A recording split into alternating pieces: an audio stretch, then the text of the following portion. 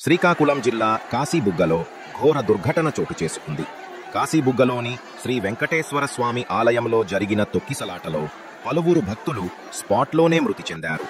వివరాల్లోకి వెళితే, ఈరోజు కార్తీక మాసం ఏకాదశి కావడంతో చిన్న తిరుపతిగా ప్రసిద్ధి చెందిన ఈ ఆలయానికి స్వామివారి దర్శనం కోసం భక్తులు వేలాదిగా అంచనాలకు మించి తరలివచ్చారు.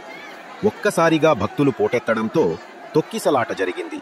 కొన్ని నివేదికల ప్రకారం క్యూ లైన్ రైలింగ్ ఊడిపోవడంతో కొందరు కింద పడిపోయారు. ఇది ఈ ఘోర దుర్ఘటనకు దారితీసింది.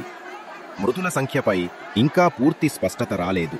కొన్ని వార్తా సంస్థలు 9 మంది వరకు మరణించి ఉండవచ్చని తెలుపుతున్నాయి. ఈ ఘటనలో పలువురు భక్తులు తీవ్రంగా గాయపడ్డారు. గాయపడిన వారిని హుటాహుటిన స్థానిక ఆసుపత్రులకు తరలించి చికిత్స అందిస్తున్నారు. అధికారులు మరియు పోలీసులు సంఘటనా స్థలానికి చేరుకుని సహాయక చర్యలు చేపట్టారు. గాయపడిన వారిలో కొందరి పరిస్థితి విషమంగా ఉండటంతో మృతుల సంఖ్య పెరిగే అవకాశం ఉందని అధికారులు ఆందోళన వ్యక్తం చేస్తున్నారు. ఈ విషాద ఘటనపై మరిన్ని వివరాలు అందాల్సి ఉంది.